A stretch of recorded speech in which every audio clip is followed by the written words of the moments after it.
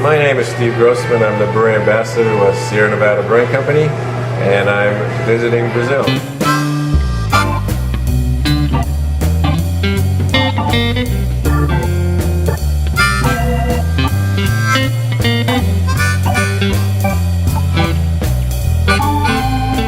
I can see Brazilian really has a craft beer scene now, and previously I think it was getting started, but now I think it's really developing quickly with the advent of so many new breweries that I've only been here 2 days, but I've seen evidence of a lot of different beers that weren't here prior, and I think craft beer is really becoming accepted and really appreciated here.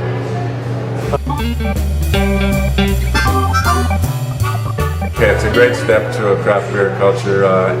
Having neighborhoods that have their local brew pubs, watering holes where the people can come to and experience great beers and a great variety of beers, and I think it will only spread from there, and I think it's a great exposure to have, and brew pubs are really important, I think, in spreading the word.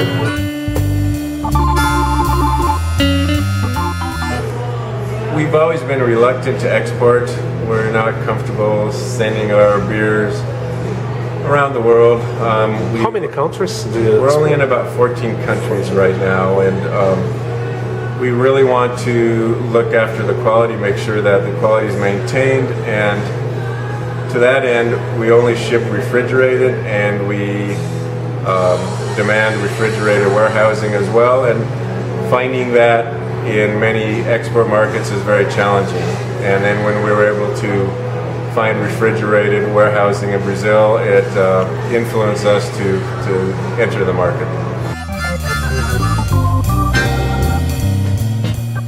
Okay, the craft beer market has been expanding very rapidly. Just for an example, when we started in 1980, we were the 42nd brewery in the United States. And just, I think, last week or a couple weeks ago, we hit the 6,300 brewery mark in the U.S. So the expansion has been rapid, and most of that's taken place over the last 10 years. I think the market can handle the number of breweries that we have, although they are opening in the States at 2 breweries per day now. So who knows what's going to happen in the next 2 or 3 years, how many breweries we're going to end up if this pace continues. But I think there's room for growth, and I think there's a market for it.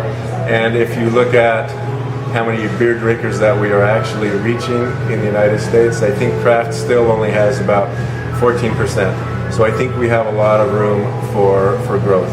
And I think the breweries that are making good beers are going to do very well. The ones that might be cutting corners or not having the best quality control might suffer in this market of competition.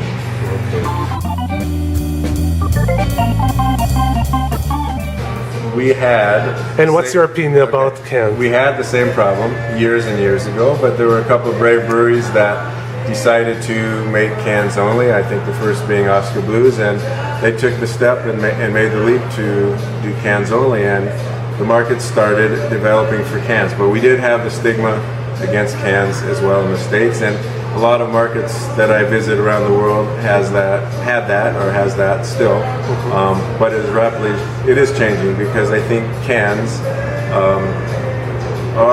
do have some advantages. For one, there's no light that can reach the beers, so the beers won't get light struck. Two, the oxygen that cannot enter the can as it can in a bottle under a bottle cap. Eventually, oxygen will have ingress into the bottle.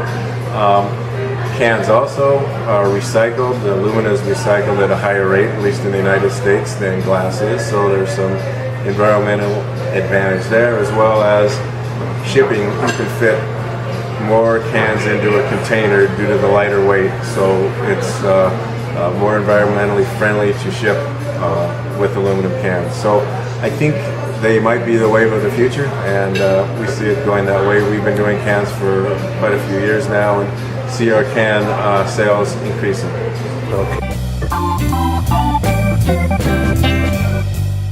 Okay, so I'm not exactly sure if we're calling our beer a New England style, but it's certainly a juicy, hazy style of beer. But that style seems to be becoming or gaining in popularity right now, and I can sort of see why, because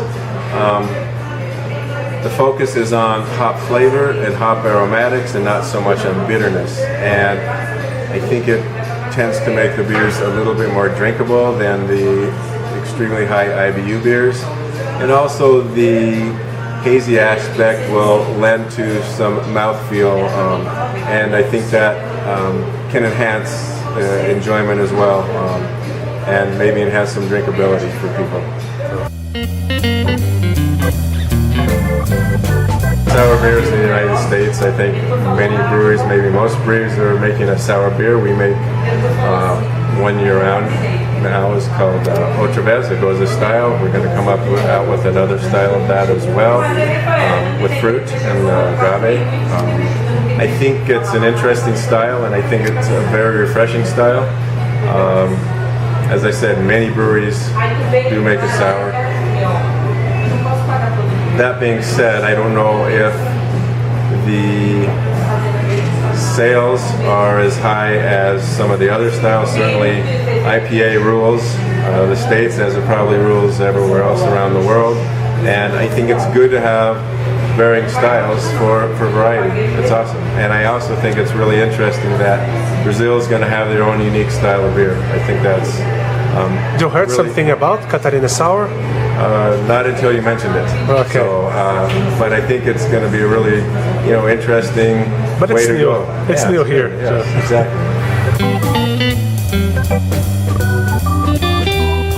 Well, the Sierra Nevada position is, and it's our opinion, we're a family-owned brewery. We hope to stay that way for many generations. I know my brother has succession plans in place, and my nephew is working and running our new brewery in North Carolina. My niece works at our brewery in Chico, and it's our plan to stay independently owned. And for us, that's important. And for other breweries, it's their brewery. They can do with it what they want, and good for them if they don't have any family that they could pass it on to. The next step might be to sell. So, it's their choice.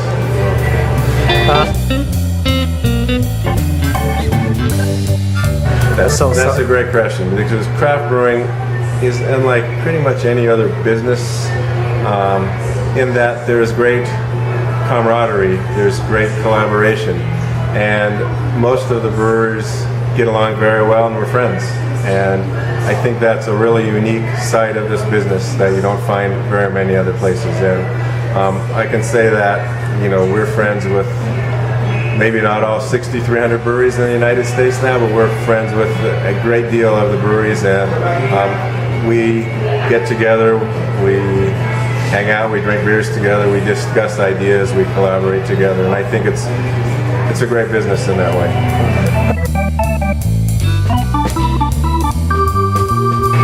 All types of festivals have benefits. The small ones are more intimate. You maybe have time, if the brewers are pouring beer, you have time to talk to the brewers, talk about their beers, talk about craft brewing in general, and I think that's really good. The large festivals are also great, that it will expose a lot of people to craft beer in general, and if the festivals are featuring 100 or 200 different breweries, I think that's a good way to know about what's going on in the craft beer world. So I think they both have their advantages and benefits. Okay.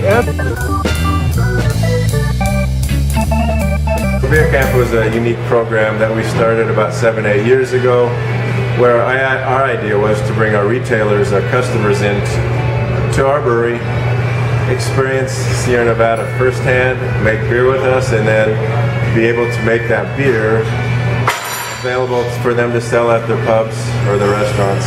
And it was a great experience, and we expanded that to do it with brewers as well. And so brewers were coming in and brewing with us, and then we took it a bit further and had brewers come in and collaborate with us and do a national release of those beers. And in support of that, we did have festivals, and we do have festivals around the country. And last year we did an international beer camp, where we had 6 American breweries and 6 breweries from outside of the country collaborate with us. And once again, it's part of that camaraderie. We get together, we share ideas, we brew together, and then we share at the festivals and talk to the consumer. And it was just a way for us to be involved with that camaraderie and have a lot of brewers get together and have a lot of fun and share ideas. Okay, thanks, Steve. You're welcome. Come back to Brazil more times. I will. Like My the pleasure. Goodell. Okay, thank you. Okay, thank you. See you.